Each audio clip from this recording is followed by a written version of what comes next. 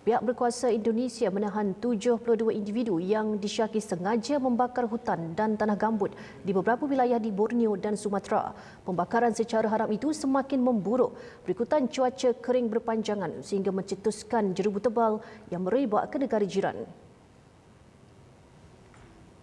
Kesemua suspek disiasat berhubung 89 kes kebakaran dan berdepan hukuman penjara sehingga 15 tahun serta denda berat.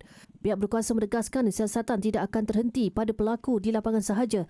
Malah rekod kewangan sedang diteliti untuk mengesan syarikat atau dalang utama yang membiayai aktiviti tersebut. Ketua Setiausaha Negara Prasetyo Hadi berkata sekurang-kurangnya 4 syarikat di Kalimantan Barat sedang disiasat dan berisiko berdepan pembatalan permit perniagaan jika terbukti bersalah.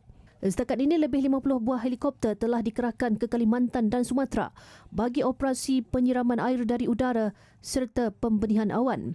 Bagaimanapun, Ketua BNPB Suharyanto menjelaskan bahawa kebakaran di tanah gambut amat sukar dipadamkan sepenuhnya kerana bara api masih wujud di bawah permukaan tanah dan memerlukan hujan lebat untuk membasahkannya semula.